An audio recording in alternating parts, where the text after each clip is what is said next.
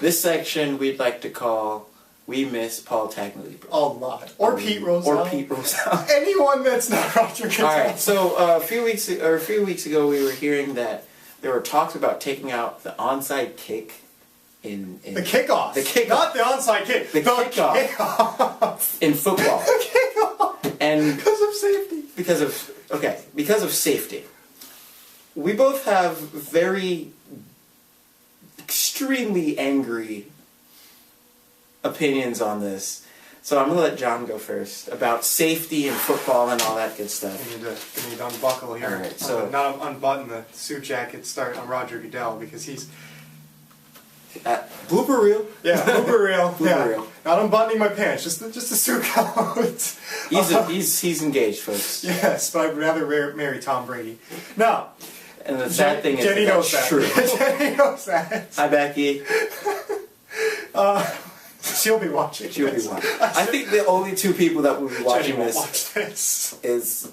She thinks we're idiots. Becky thinks we're idiots. Yeah, but we're fun idiots. Yeah, Red Zero and Red Zero. And Roger Goodell. Roger Goodell. This You threw the floor to me. I'm gonna talk to America right now. Go ahead. I'll even move out of the frame. Okay. So let Roger Goodell, I need to rant on you. You are destroying professional football. You claim that you want safety. You want players to not have as many concussions. You move the kickoff line. I'm okay with that. It has reduced injuries in kickoffs. That's a good idea. But to remove the kickoff altogether is ludicrous. You take away exciting players such as Devin Hester, players of the past like Dante Hall, Reggie Bush, when he was a kickoff turn, I don't know if he still is right now, but just these dynamic, explosive players. Look, this is an NFL example. This example fits. Last night, Kansas State, Oregon, the first play of the game, Oregon took it to the house and told Kansas State, we're faster than you, we're better than you, we're more explosive than you in a kickoff return, and Kansas State didn't recover. Sure, kickoffs aren't everything in the NFL, and big hits aren't what make the NFL, but you take them away and you notice that they're gone. It's ludicrous. And about players' safety and about Bountygate, I could talk for hours about this. But you claim you want players to be safer, yet you're fighting for an 18-game season. 18 games is going to injure more players than any other season in the history of football. The NFL is perfect. 16 games, 4 preseason games. You do not mess with perfection. You do not mess with the greatest thing in worldwide sports right now, the biggest moneymaker. And you don't and big hits. I'll let you like to talk about throwing flags for playing football. I'll let you tackle the big hits and concussion topic. There's my rant. Roger Goodell, step down. You are horrible. Ruining the NFL. All right. Sorry. So it's my turn to talk about how I hate Roger Goodell. Roger Goodell. Just because someone is... I get the 5-yard contact thing, trying to make sure that you're jostling for position for the ball. But when someone gets hit for playing football, like trying to take the ball away from you, and they're leading in with their head, that's a way to get the football out. Who's in more danger, the guy leading with their head or the guy with the ball? Who are you trying to protect? You're trying to protect both people here? I understand. You're not going to protect all of the people all of the time. And that's what people are trying to tell you. You need to protect everyone, but you won't. Because this is not flag football. We don't have little tiny tassels coming from our waist telling us, oh, the flag's down, okay, you need to stop moving. Two-hand touch, or proximity. Like, okay, I'm within 3 yards of you. We can stop playing now. Okay, no, this is not football. You see guys thinking about how they're going to hit a person now.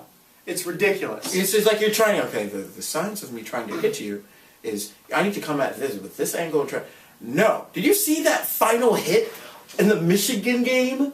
Yeah. I was watching that game live. It was like nothing illegal about that hit in your rules. Perfect. The NFL would have thrown a flag on it. The NFL would have thrown a flag on it. Like the Seattle 49ers game.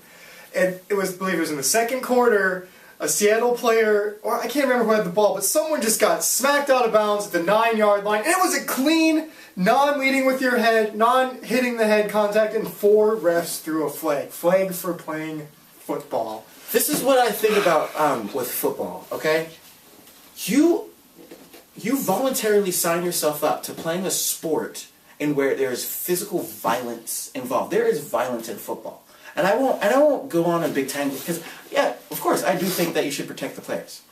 Sure, you need to protect the players. But you need to stop. There needs to be a point where it stops being football. It stops becoming the sport that people have been playing for ages. Like you can't touch the Quarterback quarterback in the head. What? Like there are guys that just jump and then hit them like that, and you throw a flag. There's people that you can't do this. Like you're trying to distract the eyes of the quarterback, so you lead in with your hand. You're trying to tackle them. That's as long as you don't grab that face mask, you put your hand up. You don't like grab and rip their head off. That's a different story. Face masking is bad. That's obvious. Face masking is bad because you can get a neck. You can break someone's neck. Here's the thing though. With football, you're voluntarily signing yourself up for physical violence. It is I think football and hockey are the 2 most violent. Do you see hockey trying to make itself safer? Hockey, like it took 50 years into the mid '80s until hockey had helmets. Mandatory helmets. Mandatory helmets. Yeah. But only for the people who started playing hockey since 1980. Anyone who was playing hockey before that, it was optional for them.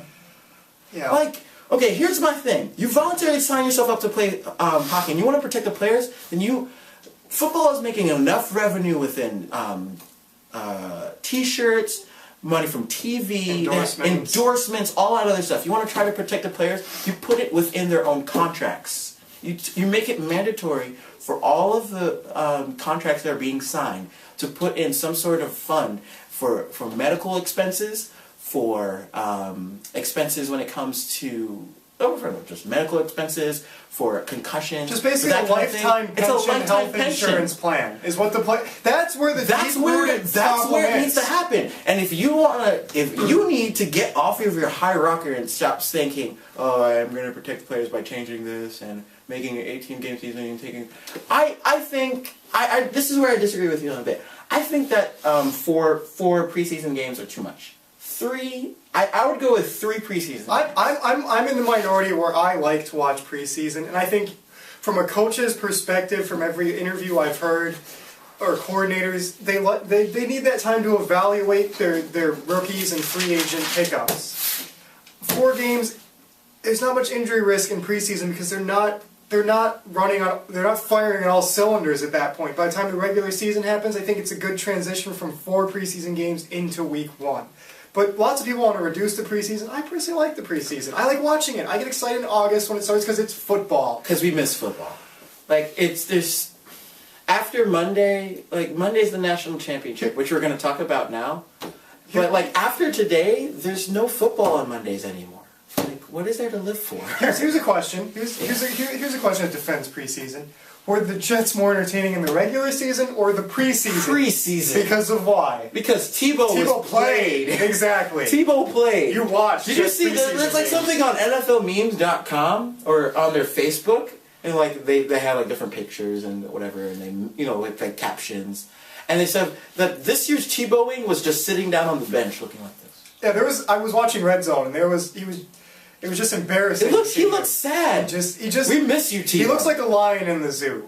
Yeah, a lion in the zoo. That's what he looks like. He needs to be unleashed. Unleashed. All right. But hang on, no, I want to make one more Tebow point. Now that I transition us into this kind of intentionally, because I have one more point to bring up with Tebow now that I remember.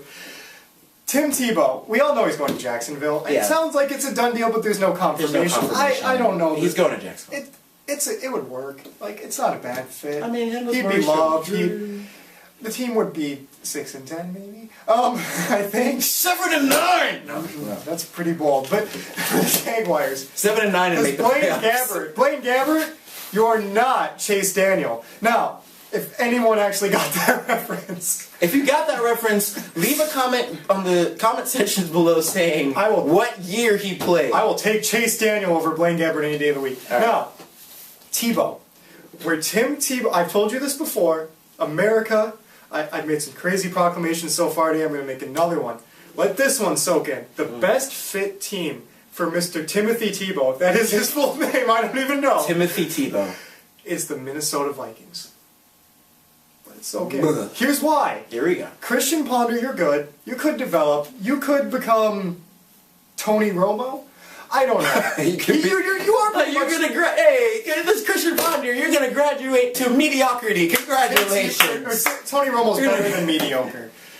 But Tony Romo and Christian Ponder, I think they're about the same height, same athletic ability, same throwing arm. They're about the same guy. I could see Christian Ponder developing into being a Tony Romo, and that's about as far as you're going to get Minnesota with Christian Ponder. I know what you're saying. Tim Tebow can't throw a ball to save his life. He can't. He can't. I agree with that. But how? You name me a defense. Because you see San Francisco and Washington bringing spread/pistol offenses into the NFL and working, and Tim Tebow worked in Denver with Sean Moreno and Willis McGahee as a running back triple threat backfield where he won a game by completing 2 passes. 2 passes!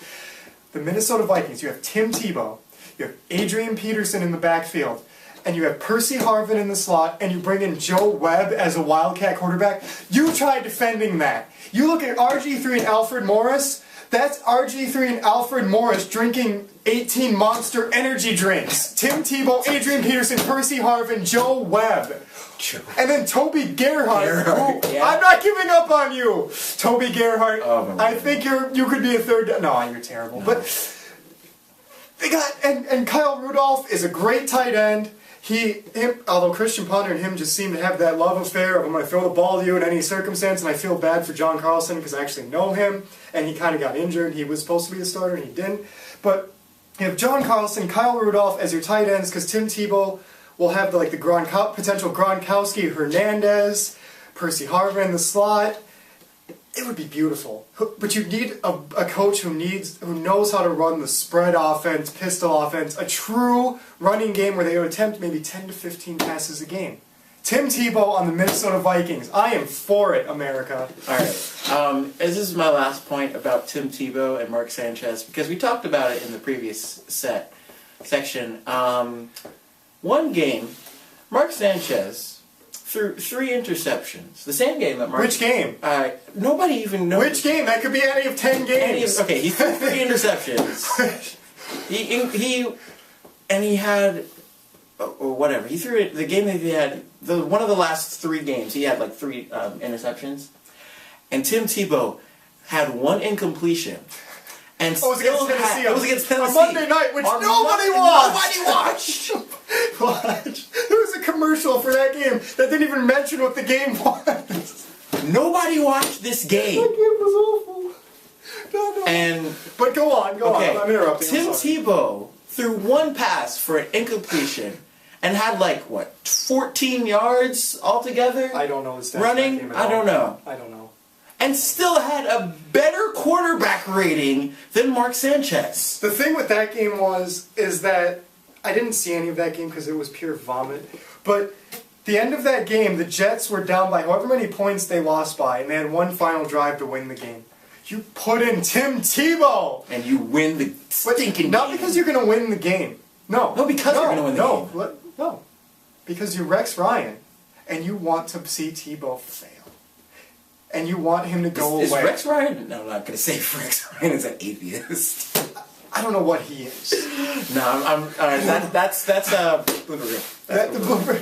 But Rex Ryan, the whole year, the only reason he didn't put Tebow in is because he was afraid Tebow would succeed. And he would make Rex Ryan look wrong. And I think you put Tim Tebow in the final drive against the Titans, he loses that game because he's not gonna final drive the Jets in that game like he did with the Broncos. I know everyone thinks he's going to. He's not, because the Jets' surrounding cast is terrible. But I've come to realize that would have ended all the excitement, and we could have just moved on. But no. You had to keep him on the bench. You had to start McElroy over him. You had to create drama. You have a Mark Sanchez tattoo somewhere on your body, apparently, which is a breaking story today. What the heck is that?